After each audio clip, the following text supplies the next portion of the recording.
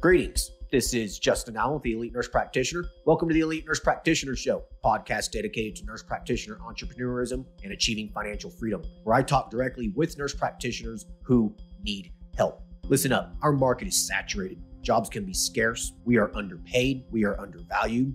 We are taken advantage of by the sharks within the healthcare system, and frankly, screw that. Sick of it, and it's time for a change. And listen, I'm here to help make that happen. We are powerful. We can forge a path where we are in control of our career and ultimately our financial and personal well-being. You do not need to submit to healthcare administrators and your doctor overlords. You do not have to take the measly salary. You do not have to work 50 to 60 hours a week. There is a different way, and I'm here to show you that path.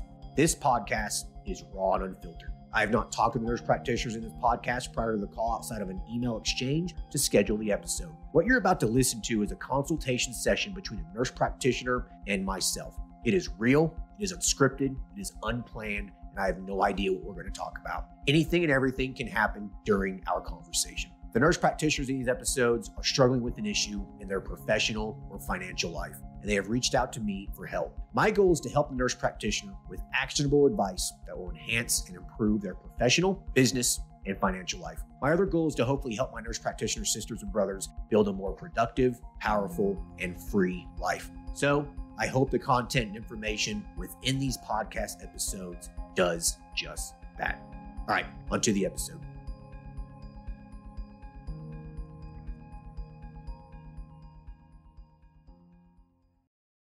Hello, everyone. Today, we will be talking with Tracie, who is a family nurse practitioner, and she practices in Illinois. She's currently working in the ER part-time and teaches at a local community college full-time. Tracie has been thinking about starting her own practice for years and is wanting to pull the trigger on getting started as she finishes up her DNP. She is currently suffering from analysis paralysis, as she does not know what direction she wants to go in. She is seeking clarification on where to start, how to start, and her ultimate goal is to start a part-time practice that will eventually transition into a full-time practice. Hey, Tracie, how are you?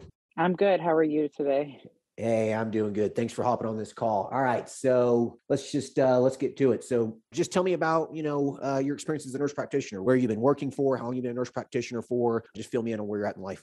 I've been a nurse for 21 years now, and I've been an NP for the last 11. It's been a good ride. Most of my time has been ER. As a nurse, I've done ER kind of across the U.S., travel assignments, agency, et cetera. As an NP, I've done general surgery and ER, and it's landed me where I am now. I'm teaching and then still picking up shifts in the ER because I like the thrill, but my passion in my mind and my motivation kind of that keeps coming up has been to really move in my own direction and open my own practice and make that eventually my full-time and let that be my bread and butter and what I do every day. Okay. And so you're finishing up your DNP right now? Yes, I'll be finished with the DNP come May. And so that's taking a lot of my time, but I am trying to start making those baby steps towards the business, like thinking of what I actually want to do, a name, logos, how I want to set up the business. So I'm trying to get those things thought about and kind of out of the way so that as soon as I'm done with this DNP, I really can pull the trigger and make it a nice part-time thing. So essentially you're wanting to just get the plan in place, get your mind wrapped around it as you finish this last semester of school. And then once you finish, essentially get started.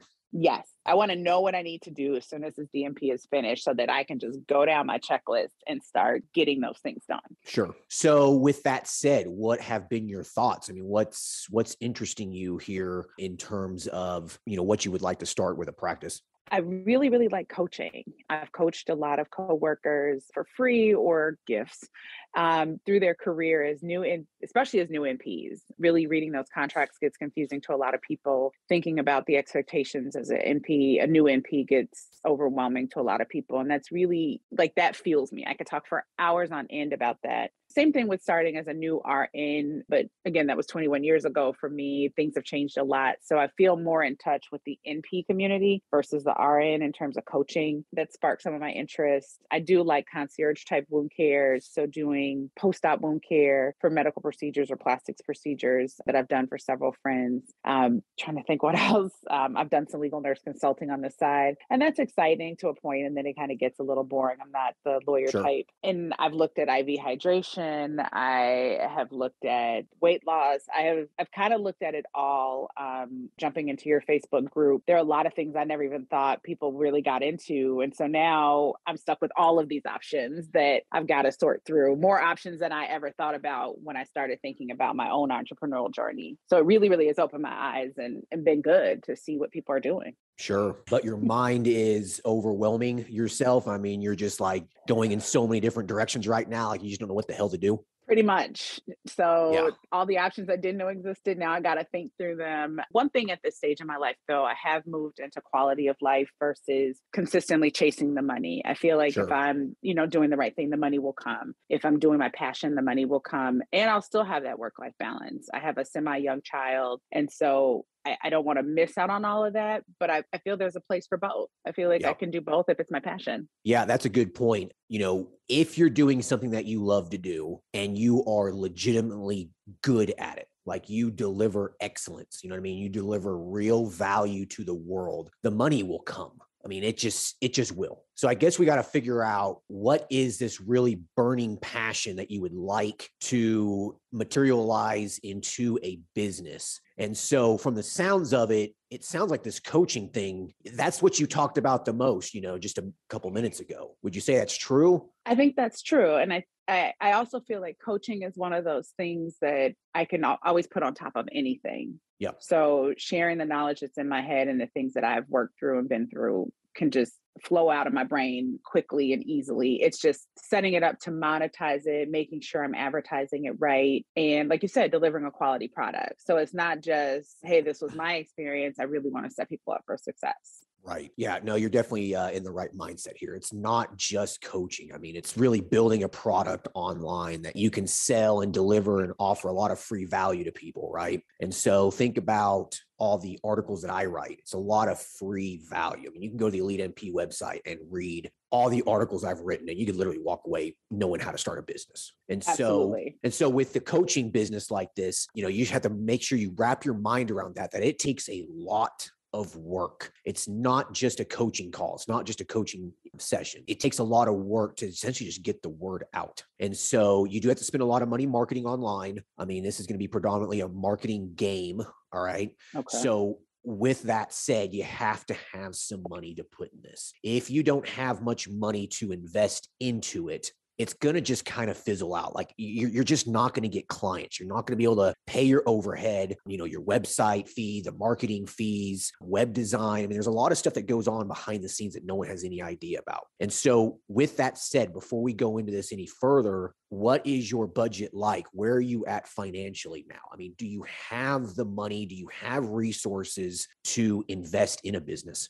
I do. I definitely have the money and resources. And that might also be the catalyst for me, like deciding to do it now. I'm finally in a place where I feel very comfortable with my lifestyle and then having the money and Sure. willing to put towards a business. You have to think about all those back end pieces. And that's the part that I'm like, I don't even know if I know what I don't know yet. In terms of your finances go, you have an emergency fund? Like, do you have enough money to save up that you could live off of for, 3 to 6 months? I have a 9-month emergency fund, and I even put in Fantastic. doing my nails. So I have the real emergency fund. Fantastic. Okay. So you're financially secure. That's really, really important before you start a business. I mean, if you go into the journey of starting a business and you have no reserves, you are going to drive yourself batshit crazy. I mean, you're going to just be so anxious, you're going to freak out and the business will end up failing because you just won't have the correct mindset going into it. So you got 9 months emergency fund. So that's really, really good. How much money do you have to invest in a business? I mean, how much money would you feel comfortable losing, basically, because you never know if a business is going to succeed or not. You could lose the money you invested in it. So with that said, how much money would you be willing to invest in this and lose to the point where it wouldn't cause a struggle in your life? I would say $10,000 would be 10,000. I'm out before it goes any further. So if I got to that amount, I would be out. Good. That's all you need. You don't really need more than $10,000. So the coaching business is something that you are interested in. What's preventing you from doing that? Doing that now? I mean, it's really a very part-time thing. I mean, you could work on this as you finish your DMP, or do you feel like you just don't have the energy? I feel like I could do it. And that's what I like about coaching. You can kind of do it when you want to do it. But like you said, to be successful, you have to be in it. My big thing is, offering and meeting people where they are with having, DNP on my plate and still working, am I going to have enough availability to really meet potential clients? So they may be just graduating. They've got, their full days free, whereas I'm, at teaching during the day, or I'm at the hospital that day, and maybe evenings or weekends works better. So would I meet them where they need to be? That's one part of it. And then my other part is really kind of thinking up a name and building a website. Building a website intimidates me, but I've also checked into prices, and some people are really, really, to me, it seems overpriced for building a website, but I also don't want to go super budget and then have nothing. But I definitely I'm somewhat tech savvy. I want to be able to customize it myself. So as my availability changes, I want to be able to manipulate my calendar. I want to be able to manipulate my offerings once the core thing is built. And so I kind of got into that rabbit hole for a while and had to pull out because of school. And I just haven't really gotten any further with those elements, like how to find a site that's going to have a point of sale, has a calendar function where people can look at it and say, great, I want Friday at 8 p.m. Or I see Saturday at 11 a.m. is open, and just being able to kind of just jump in there and self-book. And then I know, great, I'm meeting you at this time. And then also having the offering. Do I offer single sessions? Do I offer packages? What really drives kind of the coaching market? What are people really going for? Let me ask you, have you took the coaching course that I have? I have not. It's actually on my list. It's sitting there, like when I can pull, like I said, time and pulling the trigger. Literally every single question you just asked is in that course. So just FYI. Now, 2 points there. So you're worried about your availability and you're worried about the website, correct? Yes. With the availability, remember, this is your business. So your availability is your availability. I get emails daily about people wanting to schedule an actual paid consultation. And my availability is limited. Like, these are the times I have. If it doesn't work for you, I'm sorry. And so your availability is just literally just based off of your personal availability here. And so don't worry too much about that. I mean, I will do a consultation call when I'm driving an hour away to do something, for example. And so like on Thursdays, I typically drive to a dispensary that's about an hour and 45 minutes from my house. Mm-hmm. And so during that drive is the perfect time for me to do a consultation call. And so I work it into my schedule. You know what I mean? Like, it's just a time management thing. How are you going to utilize your time to the utmost efficiency, right? So the availability is not that big of a deal, especially as you first get started, because it's going to be crickets for a little while. Okay. It just takes a little time to build this up. Yeah. You're not going to launch, April 1st and have 10 clients scheduled April 1st. It's not going to happen. You're lucky if you get 1 or 2 clients the first month. So it just depends on how much money you're willing to dump into marketing to get the word out. And then number 2, in terms of the website goes, you can get a really, really good quality website up and running for $2,000. And so a lot of people will hire, people from, let's say, Pakistan or India, for example. And so when you're online looking for web developers, you get messages from these people. So if you post an ad on a website called Upwork.com, it's basically a website where you can hire contractors and virtual assistants and stuff to assist you. And so you can find a web developer on there. So if you post an ad on there, you're going to get just slammed with people from Pakistan and India, and they'll promise you that they'll build you a website for $500.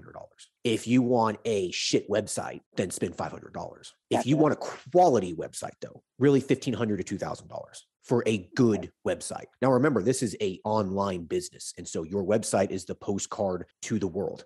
It needs to look nice. So that is a worthwhile investment. Got it.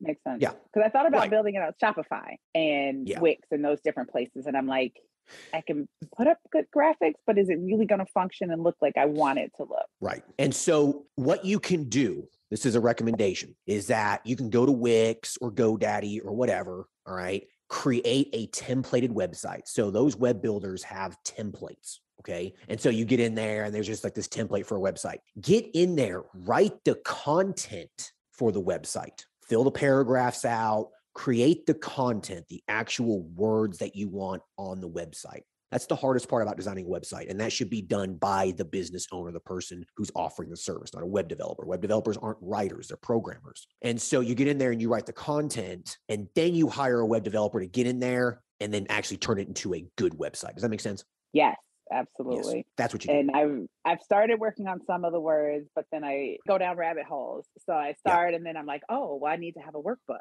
I should have this for them, and I should put this on there. And then it's a 4-session thing in 1 session. And I've started writing content, though. That is a good idea to get that on a basic template. Exactly. Just get it on the website because you can visualize it and you'll be able to fill in the blanks a lot better. Okay. And that's for anyone listening to this right now. Like if you are wanting to start a business or a practice and you're not really too sure what to put on a website, go to just GoDaddy or Wix or whatever and just create a website with a template and then just start filling in the paragraphs. I mean, it kind of walks you through on what needs to be filled out. So you could do that, have all the content ready to go, and then you just hire a professional, come in and clean it up. That's what I did with the Elite NP website at first. If you looked at the original Elite NP website, it was horrible. Like it was not that good, but it worked for a little while, And so it was the content. People care about the content, not really how it looks, but for potential customers, it's really, really important. I will say the one good thing is whatever I create, it can't get any worse. It can only get better. Correct. I mean, it's right. Exactly. It can only get better. You know what I mean? If it's getting worse, you need to fire whoever's helping you.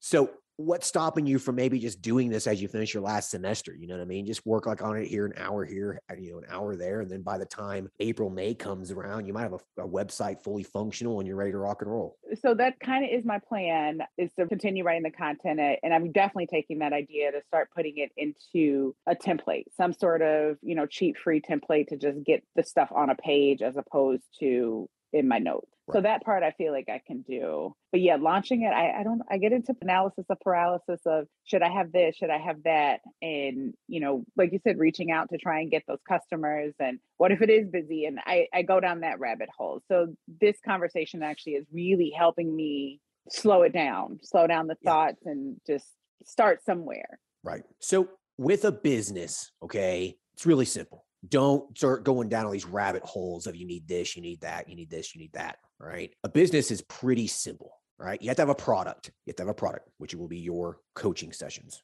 You have to have a way to advertise this product. You have to have a way to market this product, your website, and basically paid social media ads, Google ads, whatever. Okay.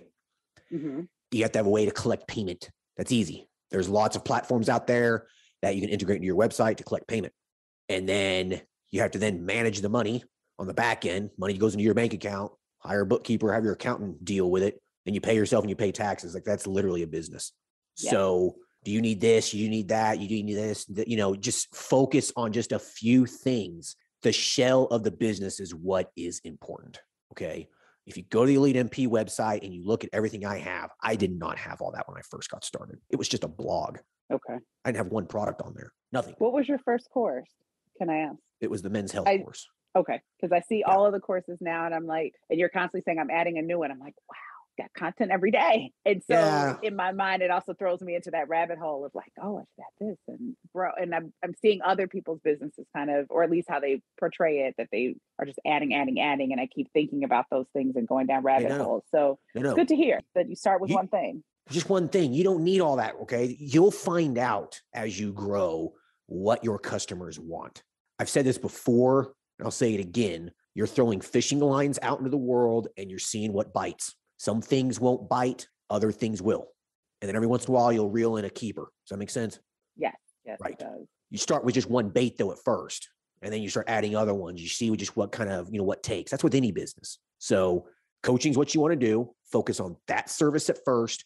Workbooks, all that kind of stuff. That shit can wait. Just get the site up. Get the site up and go. That's what's important. It's just taking action and just getting started. So good. Keep that in mind. Yes. Yeah. You can have this up and running. I needed all of those things. I'm like, they're going to want workbooks. They're going to want homework and things to hold them accountable. But maybe they just want access to me and my knowledge. Who the hell wants homework? Who wants homework? I don't want no damn homework. I'm done with school. True.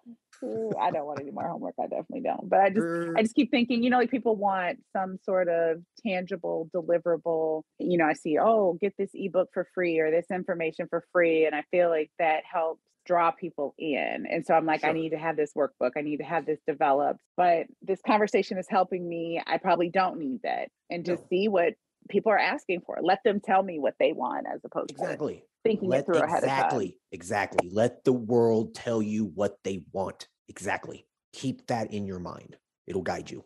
Yay. That was a light bulb moment for me because I really, I literally have all these notebooks that I'm like, I need to work on this, ebook and deliverable and worksheets. And now I'm like, scrap that, focus on content. What do I want to say on my website? So this is a light bulb moment for me. Yay. Yeah.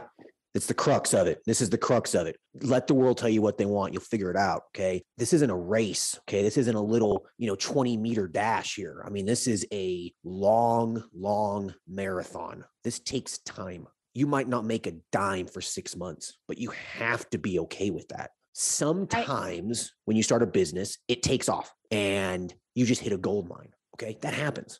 That's rare though. Sometimes it just takes a little time to grow. It's just like planting a tree. It takes time. Now that part I'm prepared for. Like I wouldn't be disappointed if I had one or two clients. If I had one or two, I would feel like I'm hitting the right direction, if that makes sense. 10 Absolutely. or 20, no. That I get that. I don't actually have time for 10 or 20 right now. But Right. if I had one or two that found value in what I'm doing, that would be fine for me. Sure. And then of course they would tell somebody and then that would grow and go further. And then kind of once May hit, then it could do whatever it wants to do and go wild, because then I would be, free of school. But yeah, that in my mind, one or two, I would feel accomplished. I would feel like I've hit something, someone paying me for what I essentially am doing now for free. So most of the students that I have in my teaching aspects, I talk to them about this. I talk to them about, how to move forward in your career, things that I've done, things that I've been exposed to, and I'm doing it for free. And then colleagues who are new NPs,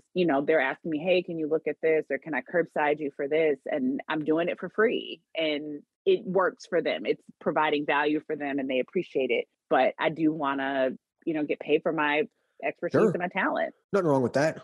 Yep. That's where it kind of went from, because I found that I could talk forever about it.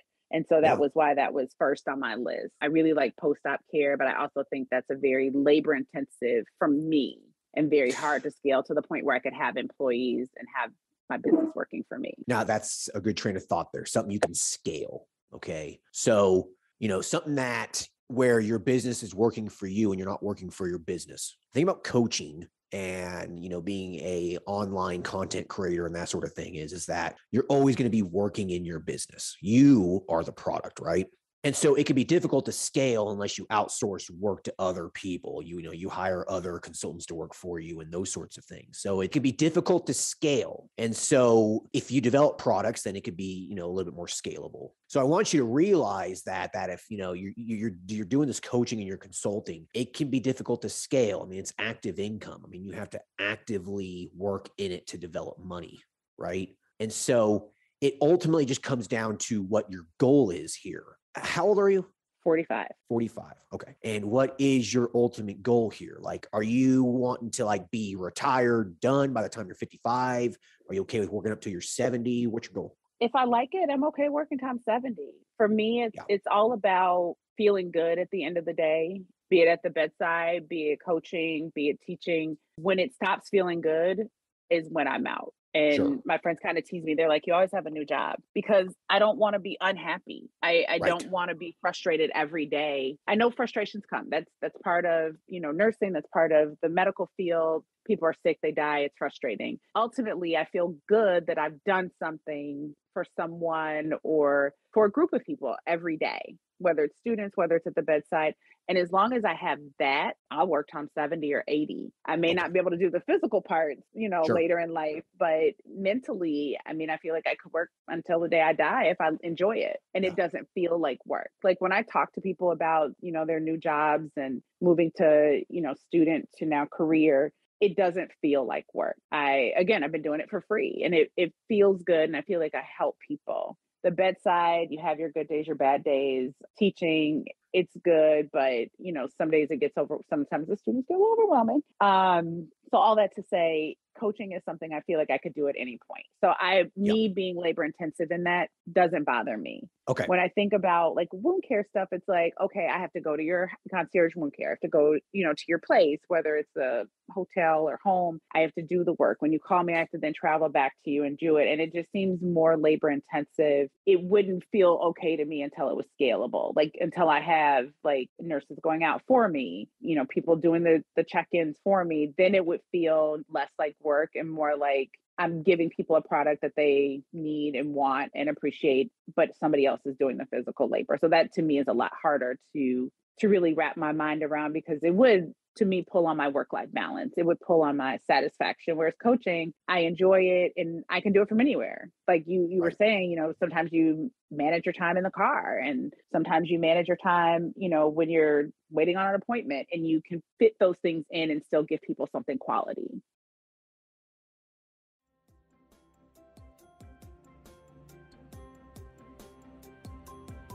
All right. I hope everyone's enjoying the episode so far. I just wanted to take a quick break to thank everyone listening and also give a big thank you to all of my social media followers and email subscribers. If you haven't done so yet, please subscribe to our email list at www.elitenp.com and make sure to follow us on Facebook, Instagram, and LinkedIn. Email subscribers will receive updates on new weekly podcast episodes, multiple weekly articles we publish, new courses, and everything else related to helping you succeed. Remember, all Elite Nurse Practitioner courses are designed to help you build a niche practice, increase your financial strength, and to break free from the rat race. If I can break free and the other countless nurse practitioners can break free, then so can you. Additionally, please share this podcast with your other nurse practitioner sisters and brothers out there. The more NPs that venture out on their own, the stronger our profession will become. Now, let's get back to the episode.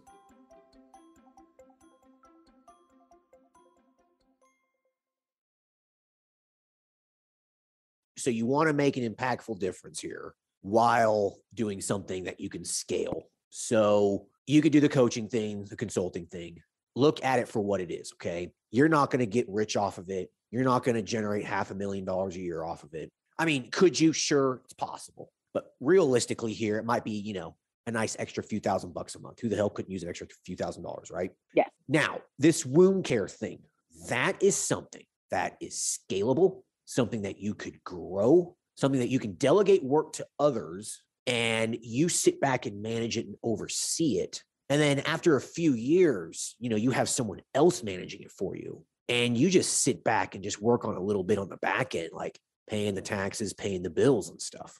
It's a very, very passive income stream, something that you can scale tremendously.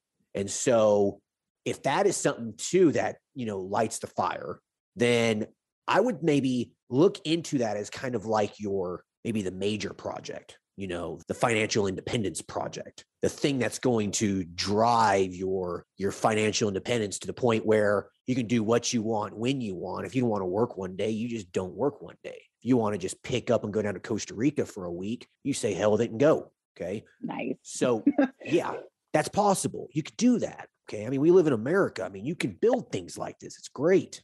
And so I want you to maybe put that on the foreseeable future, something that you can grow and you can scale. What you do is you pay your dues, you start it, you learn the processes and the procedures that work for you. And then you put those procedures and those processes on paper. And then all you got to do is hand that paper over to someone to read and follow, to then do the work for you. Okay. That's the whole reason that you have a procedures manual, policies manual. You can't just buy a policies and procedures manual and just go off of it. These things are learned through time. These things are developed through time. They're developed through experience. And so you as the business owner, you're the one that gets in there.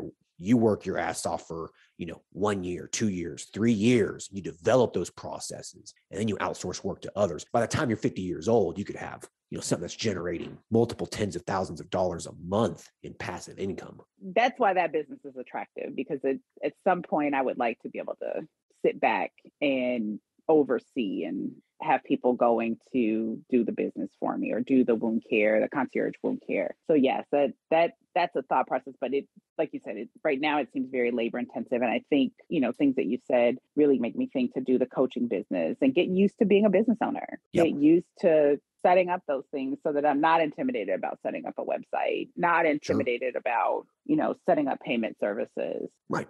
Just the basic operational stuff of running a business. Yes. A coaching business is extremely low liability. I mean, that's a really easy business to start. I mean, what's the worst that's going to happen? Someone gets pissed off with your advice. They're not going to kill anyone, I mean, it's extremely low liability. It's a great business to start, to get your feet wet. Yes. Yeah. I think it's a great idea.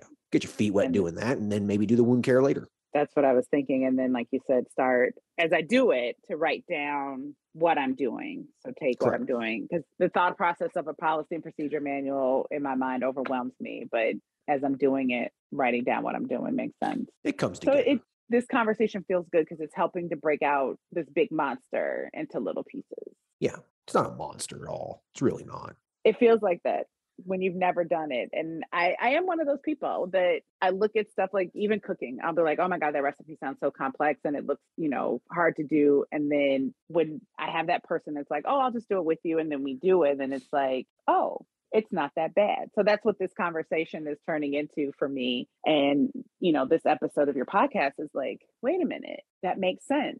And now it's clicking to me of how to approach it as opposed to all of these things that we're swirling around. Just do the little pieces and Right. get there. Right. That's a beautiful metaphor. It's just like cooking. You look at the recipe and you're like, oh my God, this is going to be a pain in the ass to cook this. I got to cut all these vegetables up and I got to, roast peanuts or cashews in the pan. And then I got to add this and that. Oh my God, this is going to be a real pain in the ass. Then when you get started doing it, you're like, oh hell, what the hell was I worried about? Exactly. Right. And it's that's what this is. That's what this is starting to feel like, and put me in a much more comfortable position to pull the trigger on something, and even pull the trigger before I graduate. Now I feel comfortable doing more than I had planned to do. I was in picking colors and picking a name. And like, oh, maybe I'll pick a web builder or website to host, like a Shopify or a Wix. But now I feel like I can actually open something and be ready to accept the first client. I feel less intimidated. Yeah, it's really not that hard. Just get the website up and going, get a legal entity in place, just get a little LLC form. It's going to be an online business. Get the LLC form in Wyoming and then just operate it. I mean, you're going to be seeing clients in all 50 states. You don't need an LLC in every state. Don't worry about that. Just get the LLC, get a bank account, get the website up and running, deliver some content, market it, and see what happens. That's it. Sounds like the perfect plan. That's it. Yeah. I did take a step and make a sole proprietorship this year. And so my accountant was like, oh, it's easy. You can flip anything to a LLC. You'll be fine. Oh, yeah.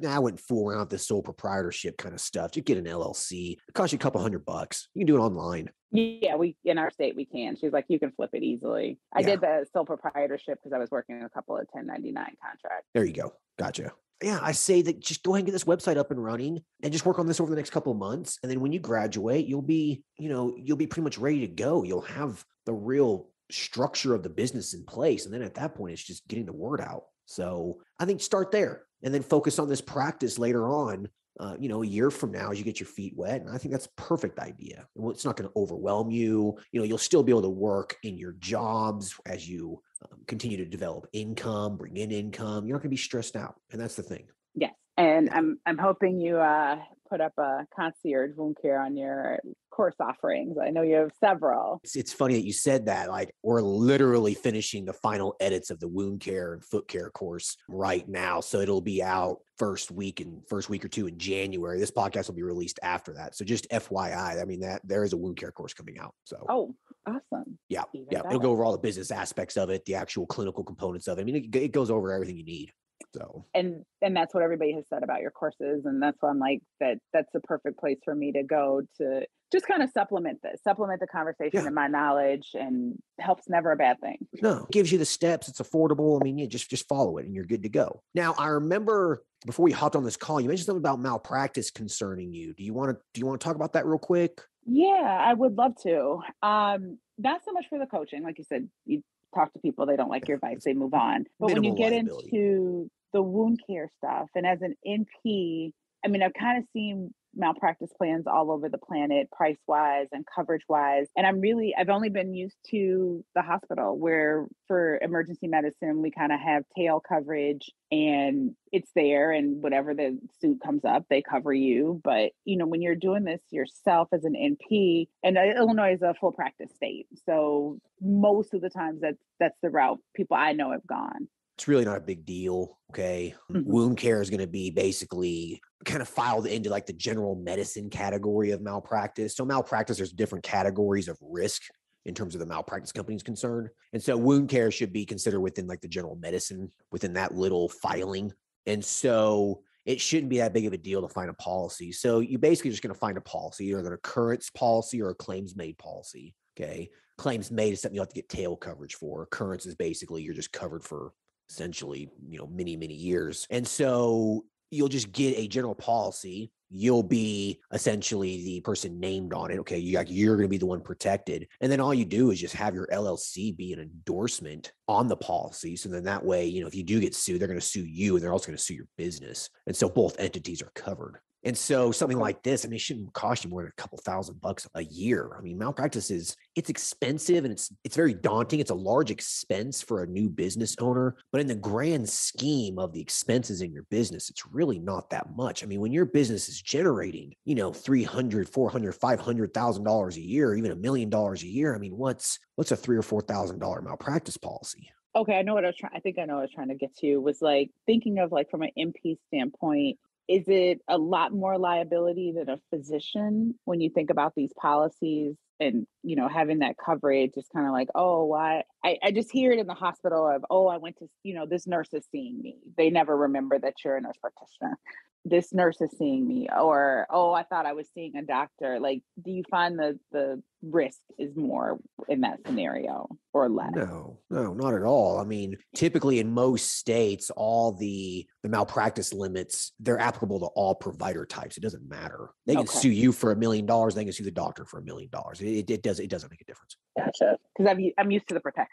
I've been in the hospital, so you have kind of this extra layer, and then it just feels more exposure. So I guess that's why I brought up the malpractice, is it feels like now I'm just floating in the wind by myself. Even though you have this policy, you're kind of floating by yourself. You sound like you're someone who's concerned about liability and protecting your assets. Yes. Yes. So there's ways to protect your assets beyond malpractice, kind of beyond the scope of this, of this call. But, there's trusts, there's having multiple LLCs, there's having, bank accounts in Wyoming under a trust, there's offshore accounts, there's titling assets in other people's names, your children's names, family members' names. There's ways to protect your assets if this is something that you're concerned about. There's ways to where you are poor as hell on paper. You own nothing. Okay. Yeah. That could be something we could talk about later. Like if you actually want to talk about that, or you talk to an asset protection lawyer. Okay. But there's ways that you can protect your assets. So you have your malpractice policy, right? So when you're sued, your malpractice kicks in, and typically your malpractice will cover you up to the limits within your state. Many states have limits. Some states don't, but typically this stuff is settled out of court. I think it's like 90% of the time with a malpractice policy. Don't quote me on that, but like the majority of the time, these things are settled before it even goes to the courtroom. And so your malpractice company will just be like, hey, listen, we're going to settle this for $500,000. Take it or leave it. We'll see you in court. A lot of times they'll just take it. Lawyers want the low hanging fruit. They don't want to work. They want the easy money. Got it. Right. And so they'll settle it. And then that's that. And you don't have to worry about it ever again. For you to have to you'd have to really, really do something god awful, horrible, have your personal assets up for grabs. So it's just something that I don't think I would lose a whole lot of sleep over. I used to when I first got started, but as long as you're providing decent care, I just don't think I'd worry too much about it, as long as you have a policy in place. Okay. Because that's where I was. Like you said, you used to lose a lot of sleep over it. That's where I'm at, going down this. But that's good to know, because I've not been sued, and I don't have I've done some legal expert stuff, but I'm not the one being sued. I'm providing my expertise. So it's a little different side of the table, and, you don't feel as uncomfortable on that side of the table. So that's good to know about the malpractice. And then expanding kind of that product line. I know we talked about scaling. If like doing the wound care and stuff, would you think to scale and recommend scaling out into other services with that? Or is that more of a, as you get there, is it your passion kind of thing? Yeah, I think that'll be something that's really just going to be your passion. You know what I mean? You could do basic home health care and those kinds of things too. Mm-hmm. You certainly could, but if your focus is the wound care itself, you can contract out with home health care agencies and hospitals and that sort of stuff. I really feel like that should be just your main focus. Okay. Yeah, I really want to do the concierge wound care where people are in their home or a recovery type home or hotel where it's focused on them. You're in the Chicago area, right? Yes. Oh, I guarantee there's plenty of business to go around. There's millions of people within that little area. There is. And we have a lot of medical tourism, people going down to Miami, people going out of the country for plastic surgery procedures. And then we have 8 million hospitals in a 10-mile radius. Yeah, I think that's an excellent market. And I think that's a really, really cool service. Would you want to do it cash or insurance? I would definitely want to do cash. I don't know that I want to do the hassle of insurance, more for the people who want that one-on-one. Because if I'm going in the home, insurance is probably not going to pay sufficient enough for me to account for overhead, account for my time and attention to it. It'd be like, oh, great. Did you see him for 15 minutes? Here's your insurance money. Whereas I would much rather spend the time, give them a quality product, and, they're paying for a product. I'm providing that product as opposed to being dictated by the insurance. Right. I'm not going to disagree with you there. I hate insurance, but for you to grow this and scale it to something that's really, really significant, I think you'd have to accept insurance. Okay. Yeah. I mean, for you to really grow it, have multiple nurses working for you, maybe even another provider, whatever, I think you'd almost have to take insurance. Now, for this to be just more of like a small concierge thing, sure. You maybe have one RN, maybe another provider signing off on orders or something, but I just don't know how big of a cash market there is in the Chicago area. So I guess it just really comes down to what the market is. And then again, this will be something that you'll find out when you get started. You'll never know until you actually get started and then give it a try and just basically see what the world tells you. Okay. Now, I do know that in my mind, like the plastic surgery is very cash based because insurance doesn't usually cover that, and people understand that and they have a different mindset. Whereas more medical or necessity type wound care, people want it through their insurance. That's what they pay for. So then you're going to have to figure out, put this on the back burner. Okay. I mean, you're going to focus on coaching first here. Okay. But just put this on the back burner. How are you going to get the referral to do this? If they're going out of the country and, getting plastic surgery done in Mexico or wherever, Thailand, and they come back, how are you going to get the referral? How are you going to know that they need that? So that's something you're going to have to really wrap your head around. How are you going to get that business? So my thought process was to network with the surgeons. I know plastic surgery and Instagram, like the doctors of Instagram, a lot of them, that's how they get their clients. They're advertising through there, reaching out to them. I did used to live in Miami for a period of time. So physically networking with them is within my thought process. Networking, going to the offices there and saying, hey, when you have Chicago clients and you have this, and really having those relationships there. And then obviously my local plastic surgeons, but really physically doing that. The other ones, it would just having to be networking, because honestly, I've had patients come to the ER all the time and they've gone God knows where and had surgery in or out of the country. And they're like, oh, can you pull my drain? Can you look at this wound? Or, oh, I need this or that. And they're coming to the ER because they don't have anybody in the States or specifically in Chicago. And their only thought process was, I don't have a doctor here. Let me just go to the ER. Sure. And then I see them and I can say I've seen enough volume that made me even think about it. That I'm like, there needs to be somebody here. So then it would be, me advertising that this is what I offer, but also networking with those individuals who do the surgeries out of the country or who set up medical tourism and saying, this is what I can offer in the Chicago market. And so what I'm thinking here is that once you figure out that process of getting the referrals and whatnot, you could go into bigger areas like Miami, for example, or Dallas or Atlanta, whatever, and you could almost franchise this kind of a thing or have multiple locations in other states to where they would refer patients to your organization. And, once you get the processes down there in Chicago, it's just copying and pasting those processes in multiple other locations. So do you see how you could scale that?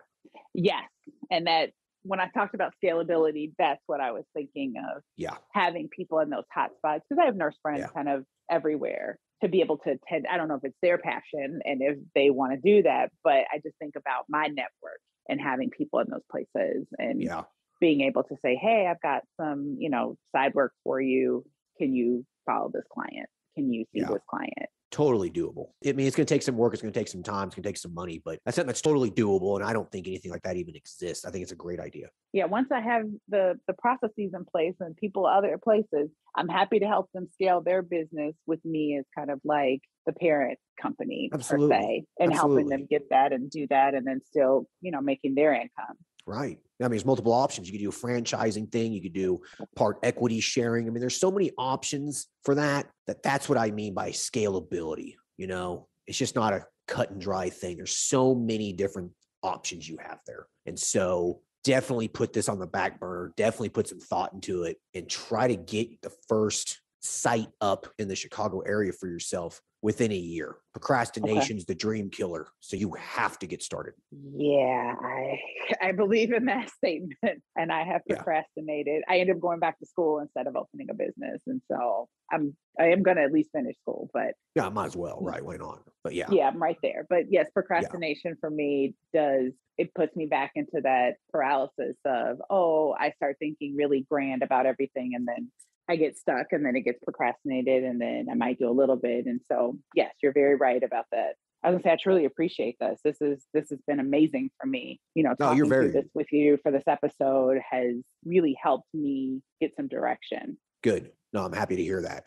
I want you to go to the main website and go to the all articles section and type in action leads to action, inaction leads to inaction. Read that article. I think it's very, very applicable to your situation. You just got to start taking action. Once you start taking action, it just starts snowballing from there. So if you're truly motivated, I think within a year, you could easily have this coaching business up and running and have the wound care practice up and running, or maybe just in the infancy stages. There's no question about it. You have to take action. I'm going to get that coaching done. No, I'm going to get the coaching done. I'm going to get busy on writing that content, especially now that school is out for the Christmas break, and start trying to get that content laid out. And then my goal, I'm going to start setting some better milestones before May to get that built, take that content and get it built. And even if I get one client or two clients. Right. Exactly. Go into it with realistic expectations. There's no reason why this can't succeed, and you can get this up and running. Is there a particular question you would like to ask me? Just a little bit about what made you grow this. Like you started with the one men's health, and you've spiraled into all of these other courses, and now the podcast. And what really drove you to do that? Because it's not just a niche anymore. It's now this global kind of helping everyone else and reaching out to everyone else. To be perfectly honest with you, I think it was fear. I think when I first got started with my businesses, I was going through a really nasty divorce. And so it wasn't really that nasty, but anyways, though she made quite a bit of money. She was making six figures, and I was making six figures working in urgent care. Right. And so I think it was the fear of losing half of my income and being comfortable with that. When you go from, let's just say, for example, $200,000 a year to $100,000 a year, that's a real significant change in your income and your lifestyle, right? Mm-hmm. And so I think it was the fear of losing that income that it just lit this fire in me to say, hey, I need to start a business immediately. And then I need to start more businesses, because if one fails, I have a backup for another, and then I'll have a backup for another, and so forth. And so that's kind of how I created the elite nurse practitioner model, was, have multiple businesses, because it makes you financially redundant. It makes you financially secure. And so, to be perfectly honest with you, I think that some of it was kind of just based out of fear to start multiple businesses. And then now that I have multiple businesses, now it's time to just sit back and just operate things and focus on what really burns the fire in me. What's my passion? And well, the elite nurse practitioner really is my passion, even more than my men's health clinic or my medical cannabis clinic at this point. I hope that answers your question. It does. But I have a second question. And while I appreciate it, I do. Like, you're offering courses very, to me, reasonably priced when you're thinking about your business, and these different opportunities, podcasts, and even my own opportunity. What drove you to really help others? You could just run your business and be successful, right? You have your first business, you have your redundant business, you had your blog, but then what made you want to help all of us? Because you guys need help. I mean, I look at these things that I read online, in these Facebook groups and these message boards and stuff. And it's just nurse practitioners are just being totally shit on by the healthcare system, by greedy supervising doctors. Even our credentialing agencies are just pumping out way too many people. I mean, this just saturated. It's just a mess. And like, I look and it breaks my heart thinking that, this person goes to school for 6 to 8 years and comes out and is given a job for $80,000. I mean, it is just an absolute just slap in the face. And to be frank, it pisses me off. So I think a lot of it was just like, I just want to help people who are looking for help. Like, I feel like that if the more of us can get out there and start our own practices, the stronger our profession will be. And we're going to build this group of nurse practitioners who know their worth. And in a matter of 10 years, things will change, right? No more $80,000 a year. $180,000 a year should be the base salary. We produce just as much as anyone else does. And so I think that was one of the real motivations, was just to help people break free, get out of this rat race, I mean, I did it and I was just like, this wasn't really that hard. People just need to know how to do it. So hopefully that answers your question. It does.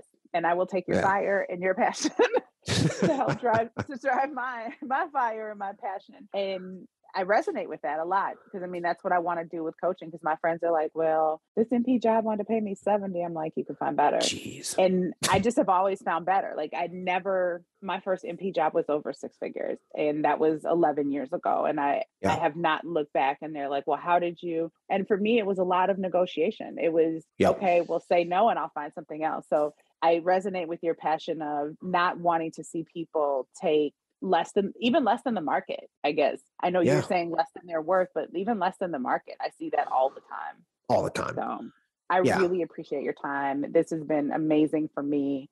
Just talking through this has helped me a lot. So I thank you. You're very, very welcome. It was a real pleasure to talk with you. I think that people listening to this should find some real value out of this. And I think that you have a great plan, and maybe we can follow up in 6 to 12 months and kind of see where you're at. That would be awesome. Awesome. Hey, listen, I appreciate the call, and thank you very much.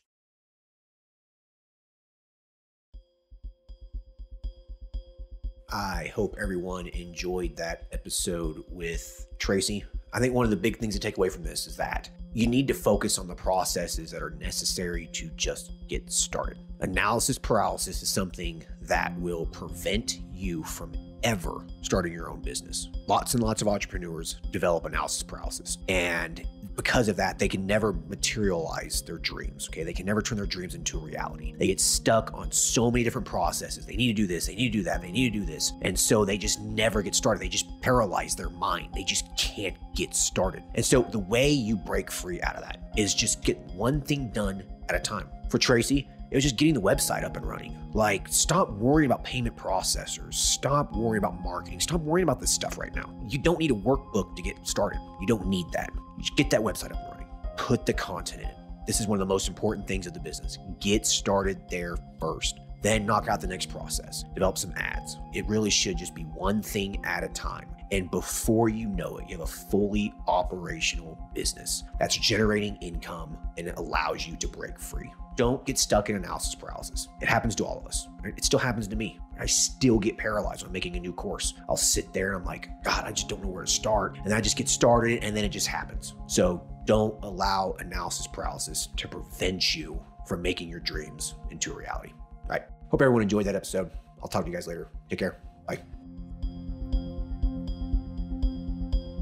Thank you for listening to the show. Quick legal disclaimer. The content of this podcast is meant for informational and entertainment purposes only and should not be used as legal, financial, medical, regulatory, or practice-specific advice. For information pertaining to your specific legal, financial, medical, or practice-specific needs, please be sure to consult with your lawyer, CPA, medical director, and or your state's practice laws and the most up-to-date clinical guidelines. As always, do your due diligence when it comes to any information found online and in podcasts. The content in this podcast is copyrighted by Galaxy Medical Southwest 2022 and cannot be duplicated, rebroadcasted, or reproduced without our written permission.